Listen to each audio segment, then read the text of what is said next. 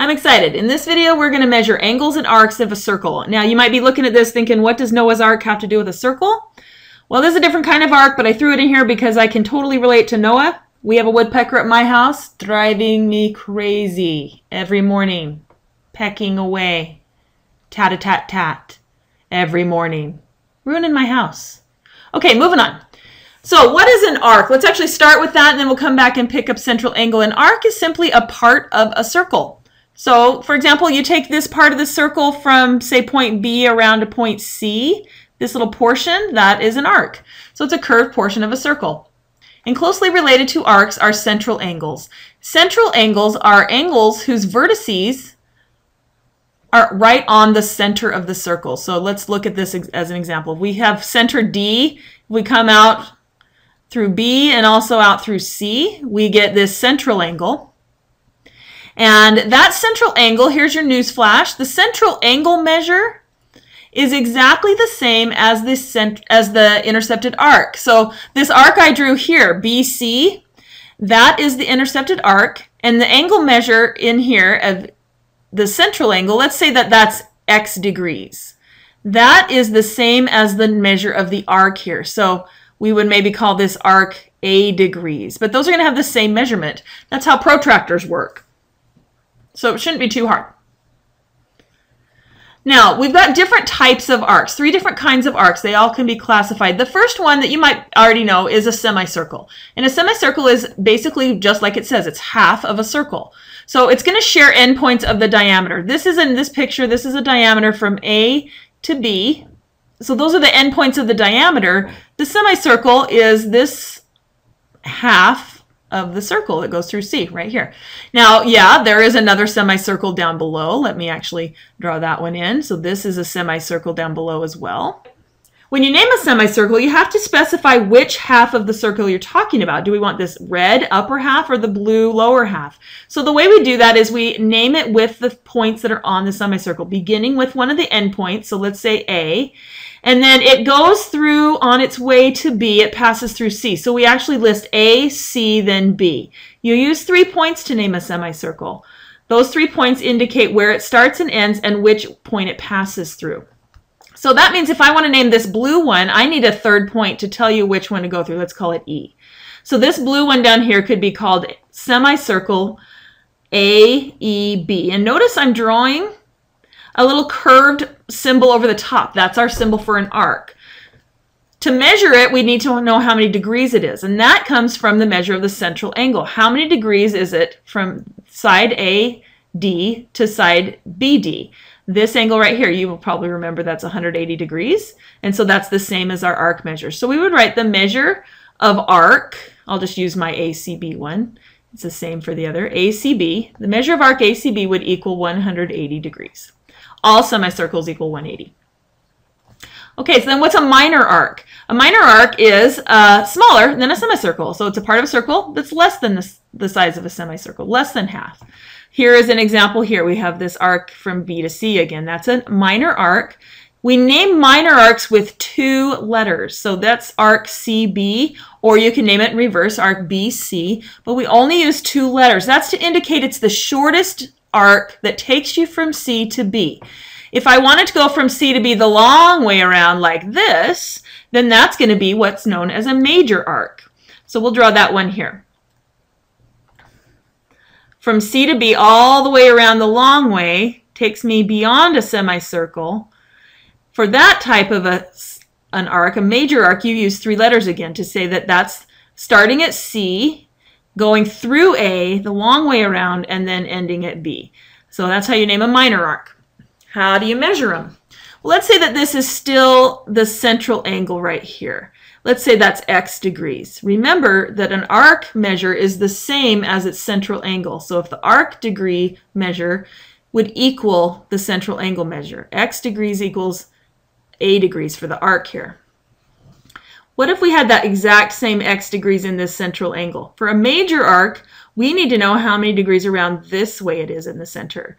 So we're going to do a calculation. You might remember there's 360 degrees in a circle. We'll just subtract that. So 360 minus the X degrees in the small central angle would be the arc measure for a major arc. So let's put A right here. So that's how that works. Let's do this as an example. In this example, we have a diagram with P to M as a diameter, and it's a diameter of circle R. So that means circle or point R is the central. We've got some central angles identified. And we're going to identify these arcs as major arc, minor arc, or semicircles. Let's go M to Q. So M to Q looks like this. This looks like it's smaller than a semicircle, so we would call this a minor arc. And then we have to find its measure. So we need to know the measure of the angle here in the center that has that same intercepted arc as its points come out through M and through Q. How many degrees is this? We'll take a look right here. There is a semicircle. We knew this was diameter, so there's 180 total right there. We've seen this before. We'll just take 180 and subtract that 115. So 65 degrees is our central angle. Let's add that to our picture. That's the measure of our arc out here as well. That's going to be equal. So it's going to equal 65 degrees. All right, part B, M and P. So we start at M. This time we go through point N and stop at point P and ask ourselves, what is that? Well, that is taking me from one end point of a diameter to the other side the same diameter. That means I've got a semicircle here. Half of a circle, semicircle, and all semicircles have 180 degrees as their measure, which matches the central angle. So 180 is the angle, is the arc measure there. Finally, I'm going to guess this is going to be a major arc because of process of elimination, but let's check it out. If we start at M and we go all the way around through N, but we don't stop until we come around to Q, we are definitely past a semicircle. This is bigger than semicircle, so this is a major arc. And how many degrees is in that major arc? Well, we could add up all these central angles. I don't know this one right here. Or I could take away the part that I do know. So if I take this whole thing around, to finish off the full rotation, I just need 65 more degrees. So I'm going to just subtract that. 360 minus the 65 degree in that gap we're leaving out, and we get our answer, 295, if I did the math right there. So it's a 295 degree arc. All right, another one, this time with some algebra. We're going to look at this as diameters from V to Y. Let's highlight diameters because they will give us, a lot of times they'll give us extra information just knowing it's a diameter. So that's a diameter and this is a diameter. We get a nice X in there. No pun intended. We're going to find the value of X. All right, so what can we notice here? We're going to set up an equation. One thing I'm seeing is these angles across from each other here in that X, is these angles in the X would be vertical angles. I'm not sure, maybe that would help me, I'm not sure, but I also know from my diameters, like I'm looking here and I see this semicircle, 180 degrees, and I've got the three pieces of it with expressions, so I'm thinking let's add those up and set them equal to 180. So our first one is the 65 plus X, and if I combine that with the middle one of 63 degrees and combine that with the last one of X plus 68, those three arcs there, and how do I know that this arc here is 63? Well, I pulled it out of the central angle. So these three arcs here are making 180. And doing the algebra, it looks like we've got 2x, and combining that with our constants, we get a total 65, 63, and 68. Adding together, I'm getting 196. And oops, I forgot to set this equal to something. What does this equal? These all together equal, all three is a 180 semicircle. So that, bringing that down, we get 180 degrees. All right, you know how to do this. You've done this a million times. Let's subtract the 196. So 2x is going to be a negative 16, and that means x is negative 8. Now, that makes me a little bit nervous because I got a negative, but I got to remember x can be negative. I just can't have negative measurements in here. So let's see what our arc measures are. If we take 65 plus x, let's check this. 65 plus x is actually 65 minus 8. And 65 minus 8 is nice and positive. That's 57. So that's good. And then right here, x is negative 8 again, and adding 68 gives me another nice positive answer, 60 degrees. So let's see if this adds up right. Do my three numbers make 180?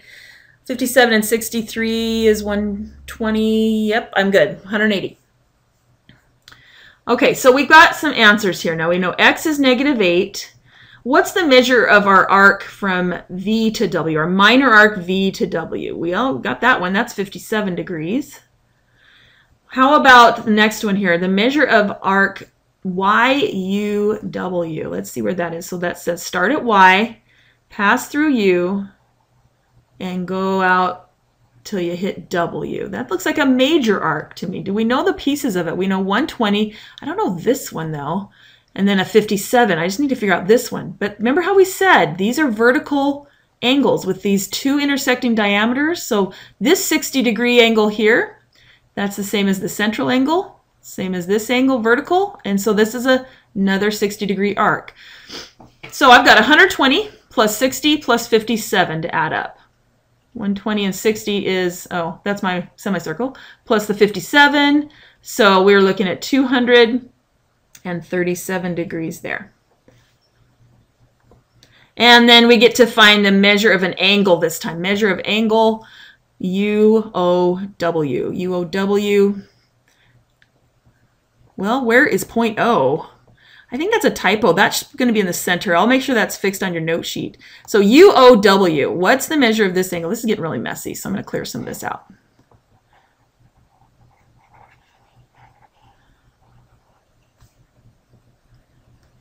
All right, so UOW.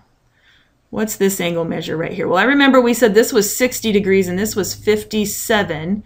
So these two arcs would add up to this same central angle here. So I'm going to add those together and make that 117 degrees. So the 60 plus the 57, if I want to show my work, is 117 degrees. So through all of this, you'll notice I'm interchanging the measure of an arc for the measure of its central angle. That's because those are always going to be equal.